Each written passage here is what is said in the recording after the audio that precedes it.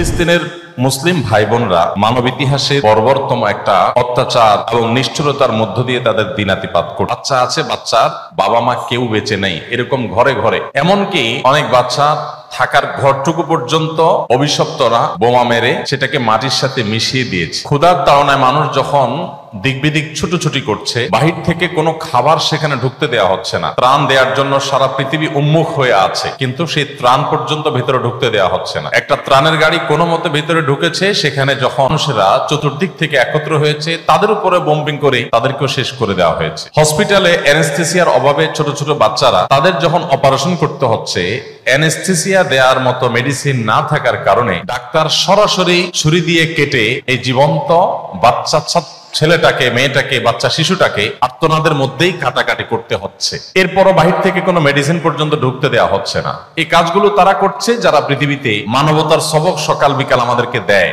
মানবাধিকারের সবক আমাদেরকে সকাল বিকাল শিখায়।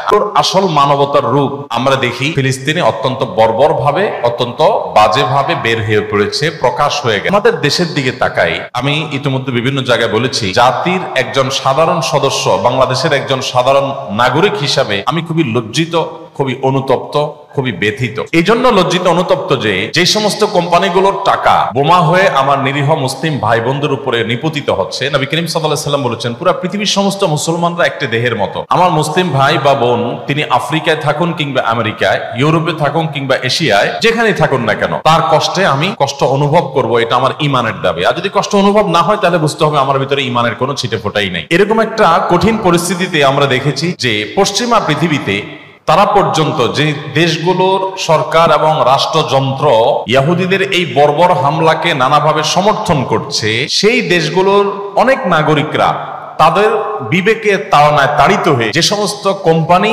তাদের বিভিন্ন পণ্য বেচা টাকা এটা ইহুদিদেরকে প্যাট্রোনাইজ করছে, এই শিশু হত্যার জন্য, নারী হত্যার জন্য, এই নিধন যজ্ঞের জন্য সাধারণ মানুষ নিজেদের দায়িত্বে স্বতঃস্ফূর্ত ভাবে নিজ বিবেকের তাড়নায় তাদের পণ্যগুলোকে বয়কট করছে। আমি মালয়েশিয়াতে দেখেছি, থাইল্যান্ডে দেখেছি, জাপানে দেখেছি যে এই বর্বরচিত হামলার পর রিসেন্ট আমার এই দেশগুলোতে যাওয়ার সুযোগ হয়েছে। আমি দেখেছি যে তাদের রেস্টুরেন্টগুলোতে, ইহুদি রেস্টুরেন্টগুলোতে, ইহুদি কোম্পানিগুলোতে রীতিমতো মাসি মার। টার্কির এক ভাই কদিন আগে আমার অফিসে আসছেন, তিনি বললেন, ভাই, ম্যাকডোনাল্ডস এর মতো এরকম রেস্টুরেন্টে যেখানে আমাদের ইস্তাম্বুলে সিরিয়াল পড়ে থাকতো সারাদিন, একটা বার্গারের জন্য দাঁড়িয়ে থাকতে হতো অনেক সময় ধরে, সেই রেস্টুরেন্টে এখন আপনি যদি যান, আপনি অবাক হবেন, রীতিমতো মাসি মারছে তারা, মানুষ ঢুকছে না।